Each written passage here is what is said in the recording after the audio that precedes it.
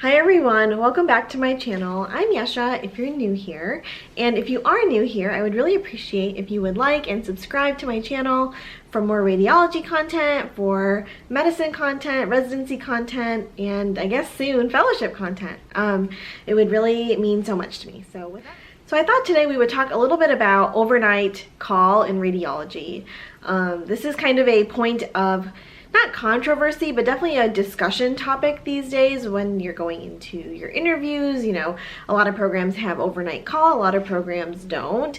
And it just seems like something that comes up, and like, is it really valuable? And what is it like? And, you know, all of those things. So I thought it would be helpful to talk about it just because I'm coming off of my last week of night flow and I'm sort of in that mode right now. I thought it would be a good time to discuss this topic. So if this is interesting or you're curious about it or anything like that, please keep watching.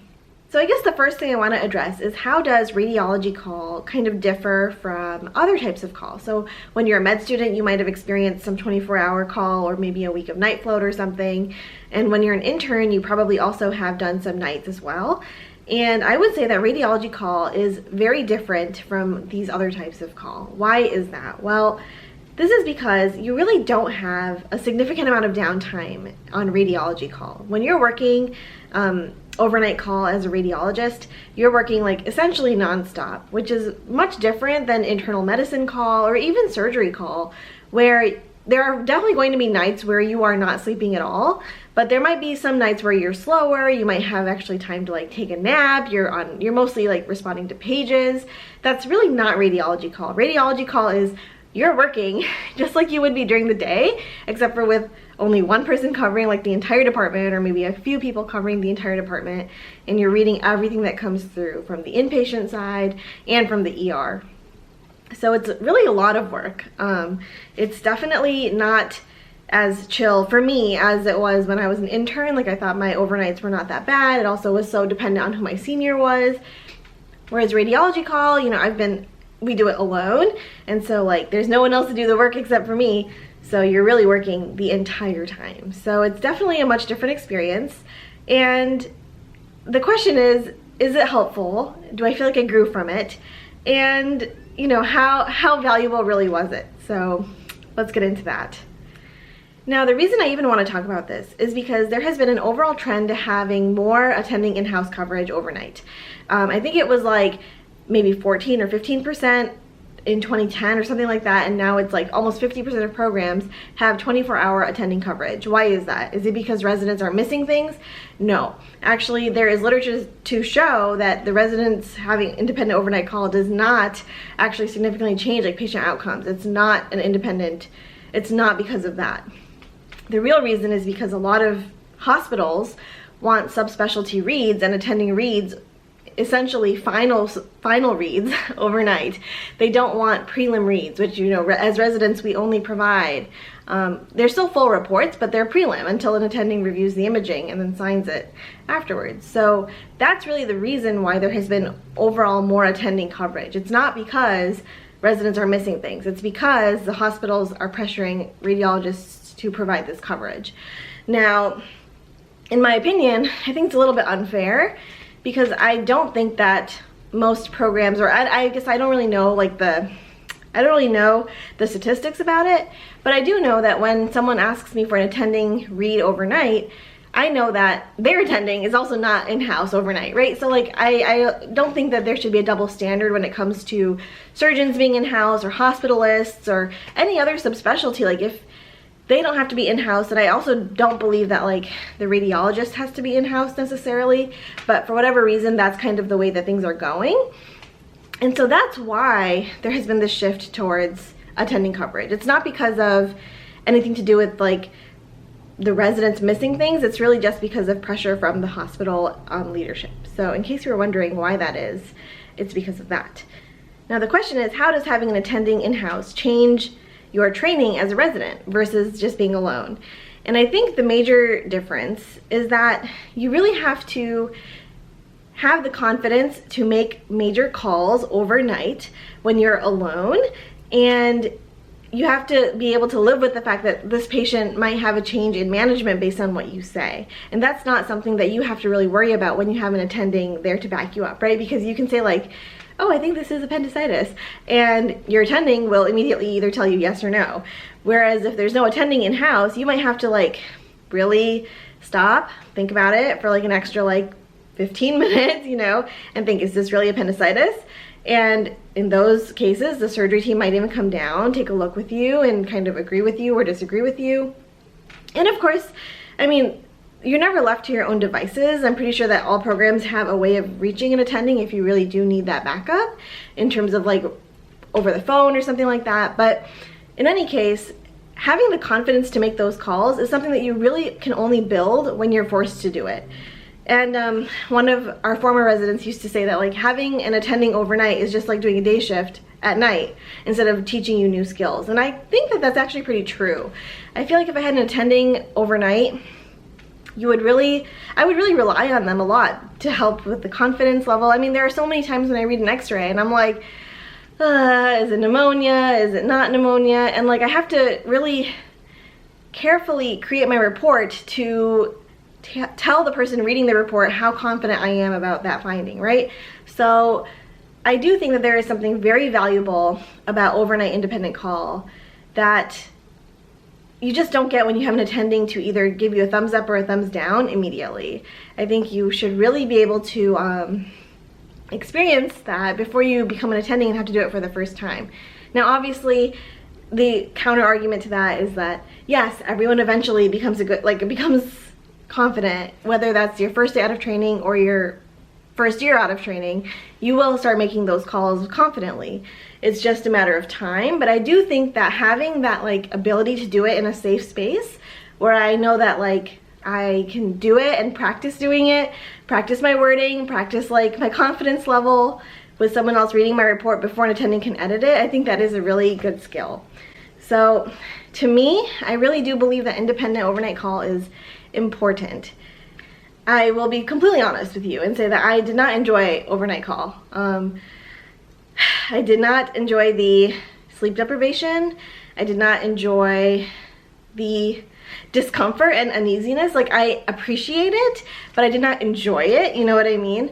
I definitely did not enjoy being told that I was wrong in the middle of the night. Like, you know, there's so many humbling aspects about it that really teach you a lot about being a radiologist, and they teach you about how to your phraseology essentially in your reports, and I think that all of those skills are so important. So I'll get into like my overall feelings about it once I'm done with this rant part about it, but I do think that like it's painful. It's definitely not a comfortable experience. It's not intern call that I used to take where I could sleep for a couple hours.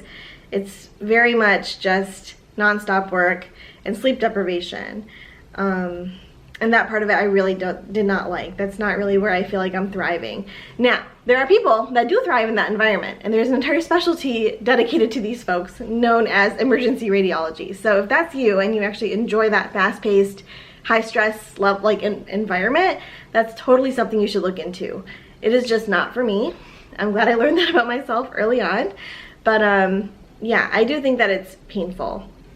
We do about 4 months of overnights in my residency. I will say that there were definitely times when I felt like I would never get through it, but we did.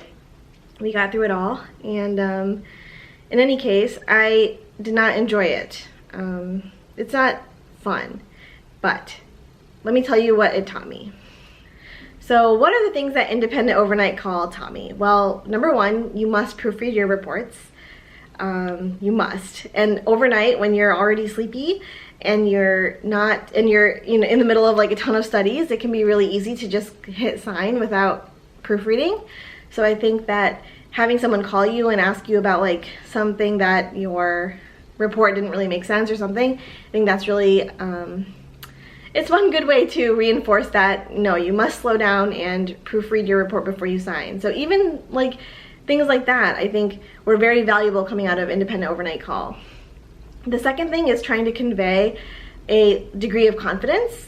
So for me, I kind of know based on reading my report how confident I am. So if I say like, this finding is consistent with whatever, I know that I'm confident about that and there is no like question.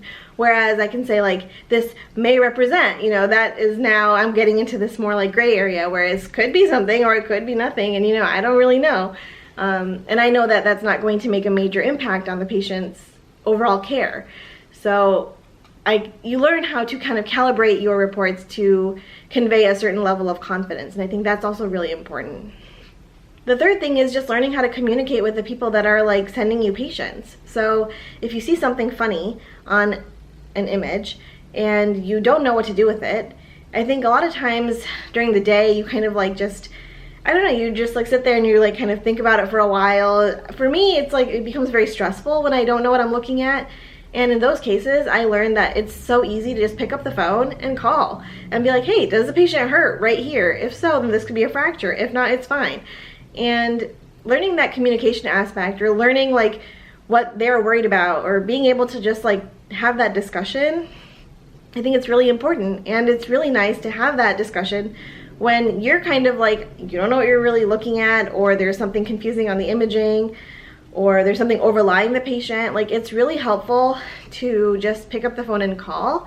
And I do that so much more on nights than I ever did during the day, because you're on your own and I can't just turn to my attending and be like, hey, what is this like random thing that's on the patient, right? And so it can be very helpful to learn those communication skills, learn the questions to ask, and honestly strategize and figure out how you can best help the patient and figure out what they're worried about. And you can be like, oh no, it's definitely not that. I'm worried about these other things. And then they can kind of fill in the history for you to help get to the right diagnosis. So that communication piece, I think, also really strengthens during overnight call in a way that it wouldn't if my attending was sitting right next to me. I think the last thing that I'm gonna say about it is, the last thing that it taught me is how to function when I'm super tired. And I know that that sounds like scary, honestly, and it is scary, but I think that if I can do my job when I'm that tired, I feel like I can do my job during the day like 10, 100,000 times better. And now that's like a mentality that I think sticks with like the older generations of radiologists. And I honestly don't know. I'm so on the fence about like if I feel like that is really worth it. I don't know the answer to that question. Or I don't know how to respond to that statement. Like, having done overnights, I feel like it was a valuable experience for me, because I don't think that I would have gained as much confidence unless I did it myself, like unless I actually went through that experience. But just because I did it doesn't mean that I feel the need to make other people do it. I 100% agree that it's a terrible experience as a person. Like, I hated it. And so that gives me pause. But at the same time, I just told you all the things that I learned about how to be a good radiologist that I do think that people should learn going forward. And I do think that working when you're super tired, I don't know, like, I feel like it was valuable for me. I'll just put it that way, that it was a valuable experience for me. And I don't know about how anybody else will feel about it. I think that you have to figure out on your own what's going to work for you and what's not. I definitely would, like, if I had a choice and you granted me two options and you were like, in option A, you don't have to do it, and in option B, you do, I probably would never have chosen, like, specifically, like, yes, I would like to do it. You know what I mean? I would always say, like, no, I would like to sleep at night like a normal person. But I didn't base my rank list off of independent overnight call. I don't think that you should base your rank list on overnight call. And I think that you should just do whatever it is, like, that wherever you match, whatever you have to do. But I do think it's valuable. If you have the experience, you should make the most of it. And if you don't, I think that it will probably force you to have a little bit more of that discomfort in your first couple years out of practice instead of doing it as a resident. So for me, that's kind of where I stand on it. Definitely kind of conflicted about how I feel about the whole thing. It was definitely like, it definitely put me into like a mental rut. Honestly, the whole week before I started nights, I would feel sad and depressed, honestly, about going on to nights. Like, it was something that really dampened my mood very significantly. And so I can't honestly say that, like, I think everyone should do it and has to do it and whatever. But having done it, I do think that it taught me a lot. And the change that I felt from my first overnight, like how scared I was and how not confident I was, to now, I really feel like my confidence level has significantly improved. Like, I know that when someone is questioning me on the phone, like I have a lot more confidence. I'm like, no, this is definitely this is definitely this finding. Like, I'm not, you know, I'm not unsure of myself. And I think that is very valuable for me as a person. But I can't tell you if that is something that you should obviously do for yourself. And I definitely don't think it's like this experience that you totally should put at the bottom of your rank list. I think you should rank based on your preferences of other things, and then if it really comes down to independent call, you should do some introspection and figure out whether this is something that would be valuable for you or not. So those are my thoughts on independent overnight call. Definitely a wild experience, I'm not gonna lie. I will say the good news is most programs don't do quite as much overnight call as we do, so I do think that having like 2 weeks of overnight call would not be the end of the world. Even like 4 weeks, maybe 1 month is not the end of the world. I think that when you're getting into this 4-month territory, it's quite painful, but if you're only doing it for a few weeks, I think it's a good experience. So hopefully that helps anybody kind of get some insight into radiology call and independent overnight call. And yeah, if you have any more questions, please feel free to comment below, reach out. I would love to hear from you. And yeah, I will see you all in my next video. Bye.